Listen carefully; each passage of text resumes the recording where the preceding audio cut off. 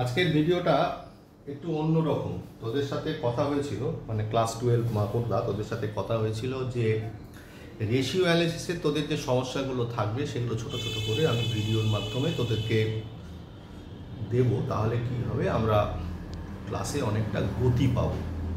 তো আমি চেষ্টা করছি অল্প অল্প করে আমি কোশ্চেনগুলো সলভ করাতে, যাতে করে তোদের একটু সুবিধে হয়। আমি প্রথমে যেটা দেখলাম, তোদের বিভিন্ন তোরা ছেলে মেয়ে বিভিন্ন তোদের যে কোয়ারিগুলো রয়েছে সেগুলো আমাকে তোদের গ্রুপের মধ্যে পাঠিয়েছি। সেখান থেকে আমি ওগুলোকে কমন যেগুলো সেগুলোকে একবারে একটা জায়গায় করলাম, যেগুলো প্রত্যেকের নাম ধরে ধরে আলাদা করলাম, করে তারপরে এই ভিডিওটা বানাতে বসেছি। তবে আমি বলি যে তোরা হয় তোদের ডায়েরিতে ভুল লিখেছিস অথবা ভুল দাগিয়েছিস, অনেক কিছুই আমাকে পাঠিয়েছিস যেগুলো আমি এখনও তোদের করাইনি। আমি তোদের এখনও অবধি কারেন্ট রেশিও আর লিকুইড রেশিও করিয়েছি, আর কিছু থিওরিটিক্যাল ডিসকাশনের ওপর কোশ্চেন দিয়েছি।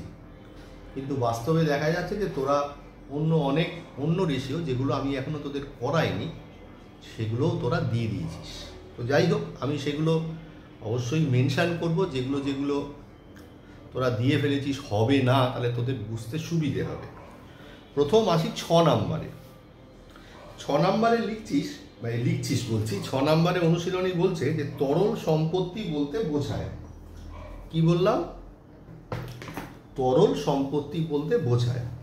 একটা কাজ কর, তোদের এই বইয়ের জায়গাটা দেখলে তোদের এগুলো মনের মধ্যে গেঁথে যেতে সুবিধে হবে।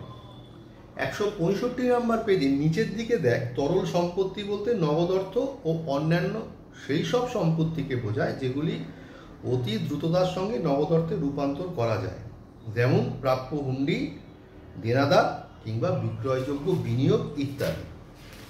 এবার দেখ এখানে কি বলছে, তরল সম্পত্তি বলছে বোঝায় যে নগদ অর্থ, ব্যাংক জমা ও দেনাদার। ঠিক আছে, তাহলে এখানে আমি দেখতে পাচ্ছি 6-এর সি নাম্বার উত্তরটা হওয়া উচিত। একটু অ্যান্সার দেখি। 6-এর সি নাম্বারই রয়েছে।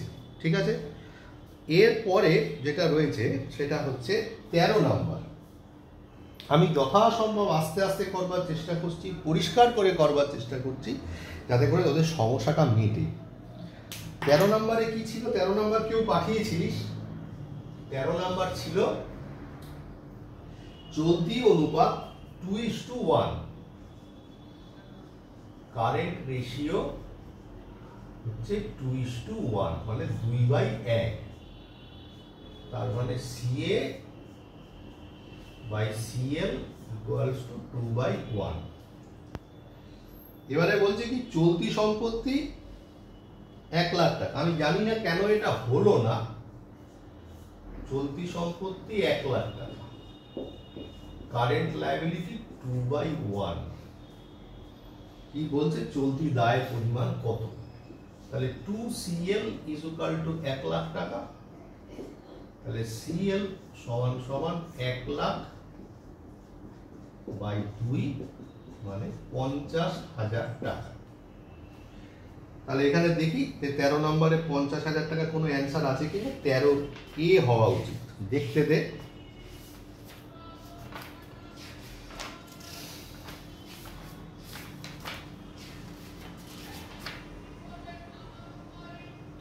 এই অ্যান্সার রয়েছে।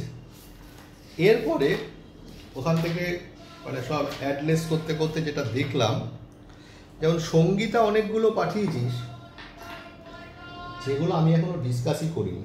যেমন 15 থেকে 20 এটা হবে না, মানে এটা আমি এখনো ডিসকাসই করিনি। 26 হবে না। তারপর 27 থেকে 31 এটাও হবে না। এবার আমরা যেটা ডিসকাস করব সেটা হচ্ছে 32। 32-এ কি বলছে এটা বুঝলাম। এবার কোনো যথেষ্ট আস্তে আস্তে করছি, তোদের অসুবিধে হওয়ার কথা নয়। এটাকে যদি আমরা আরো ইমপ্রুভ করতে পারি এই ভিডিওর মাধ্যমে পড়ার, আমরা বহু দূর অবধি আগামী দিনে পৌঁছে যাব। কার্যকরী মূলধন মানে ওয়ার্কিং ক্যাপিটাল, আমি WC লিখলাম। কত? 1,80,000 টাকা। হলো। ফর্মুলাটা কি? Current asset minus current liability. আচ্ছা, কত নাম্বার করছি? 32। একটু লিখে নেওয়া যাক। 1,80,000 টাকা হলো। এবারে কি বলেছে? মোট দায় 3,90,000 টাকা। মোট দায়, তাহলে মোট দায় মানে টোটাল লায়াবিলিটিস, ঠিক আছে, টোটাল ডেট। তাহলে আমি একটা কাজ করি, এটা মুছে ফেলি, তাহলে তোদের মানে ওই রকম ভাবে তাহলে আর হবে না। প্রথম লিখলাম টোটাল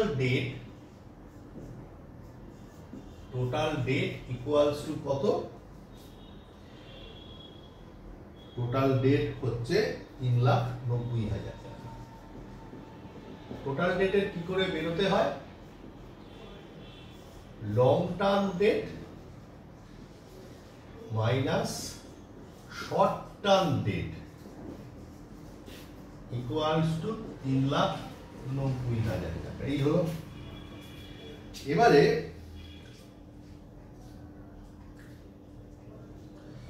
আমি যেটা দেখতে পাচ্ছি সেটা হচ্ছে কি, যে মোট দায় হচ্ছে গিয়ে 3,90,000।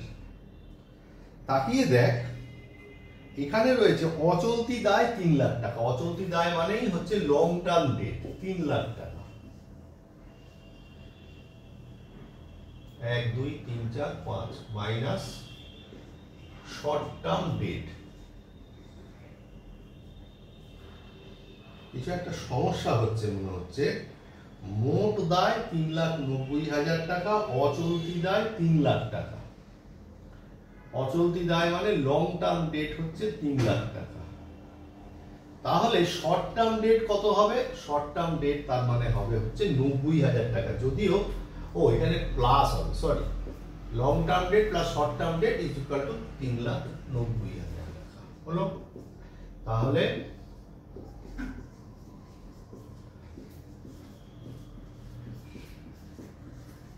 Short term debt equals to 3,90,000 minus 3,00,000 মানে 90,000 টাকা হচ্ছে আমার শর্ট টার্ম ডেট। মানে এটাই হচ্ছে কারেন্ট লায়াবিলিটি হলো।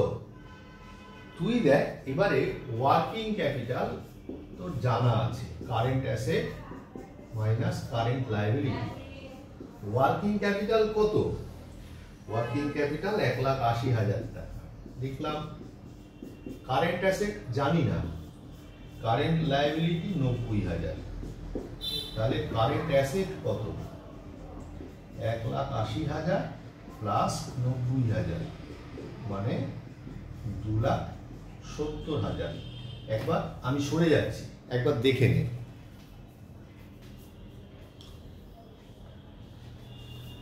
হলো 2,70,000। যদি মনে হয় একটু স্ক্রিনশট তুলে নিস, মুছলাম। হ্যাঁ, তাহলে কারেন্ট অ্যাসেট বেরিয়ে গেল 2,70,000, আর কারেন্ট লায়াবিলিটি কত আছে? 90,000। আমাকে বার করতে বলেছে সম্ভবত কারেন্ট রেশিও। তো কারেন্ট রেশিওটা বার করবার চেষ্টা করব। কত নাম্বার যেন? 32 নাম্বার। তাহলে কারেন্ট রেশিও কি হবে? Formula current ratio equals to current asset divided by current liability. Current asset কত বেরিয়েছে? 2,70,000 আর কারেন্ট লায়াবিলিটি হচ্ছে 90,000। তার মানে 3:1। তাহলে 3:1 হচ্ছে 32 বি।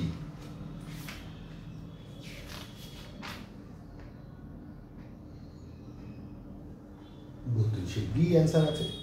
তা আমি তখন করতে গিয়ে দেখলাম এই ভিডিওটাই প্রায় 9-10 মিনিট হয়ে গেছে, এখনো 41 আর 53 বাকি। আমি এই ভিডিওতে এটা করছি না, আরও 3-4টে করে নিচ্ছি, কেন অঙ্কগুলো করতে তো সময় লাগে, একটু বোঝাতে হয়।